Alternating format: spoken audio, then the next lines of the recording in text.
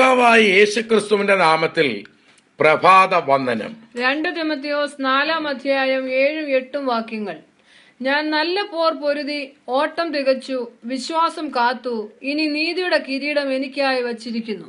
വിശുദ്ധ വേദപുസ്തകത്തിൽ ശൗൽ എന്ന പേരിൽ പ്രസിദ്ധരായ 2 വ്യക്തികളുണ്ട്.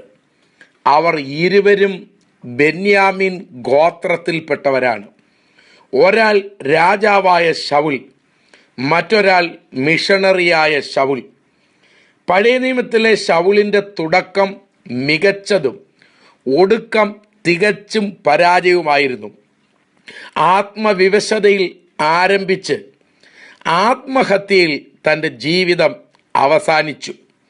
അവസാന നാളുകളിൽ പ്രത്യാശയില്ലാത്തവനായി നിരാശയുടെ വാക്കുകളാണ് പറഞ്ഞത്.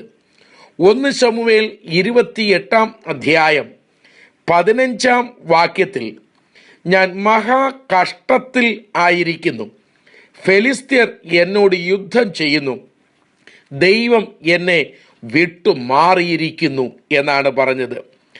യഹൂദ മതത്തിലെ മതഭ്രാന്തനായി രംഗത്ത് വരികയും ക്രിസ്തുമാർഗത്തിൻ്റെ സൗമ്യനായ യോദ്ധാവായി മാറിയ ശൗലിൻ്റെ അന്ത്യവചനങ്ങൾ ഒരു ക്രിസ്തു വിശ്വാസിയുടെ രക്തധമനികളിൽ അഭിമാനത്തിൻ്റെ ജ്വാല ഉയർത്തുന്നതും ജീവിത വീക്ഷണത്തിനും നവീകരണത്തിനും കാരണമാകുന്നതുമാണ്. പൈശാചിക തേരോട്ടത്തിൻ്റെ തേർവാഴ്ച നടത്തിയ മണ്ണിൽ ഒരു സൈനികനെ പോലെ പോരാടിയ താൻ ഒടുവിൽ പറയുന്നത്, ഞാൻ നല്ല പോർ പൊരുതു.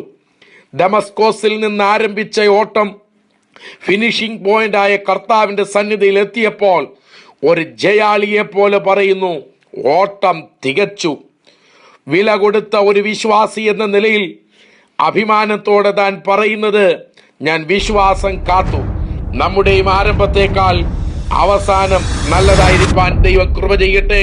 സ്വർഗീയ പിതാവേ, ഈ രാവിലെ സമയം നല്ലൊരു അന്ത്യത്തിനായി ഞങ്ങൾ കർത്താവിനോട് അപേക്ഷിക്കുന്നു.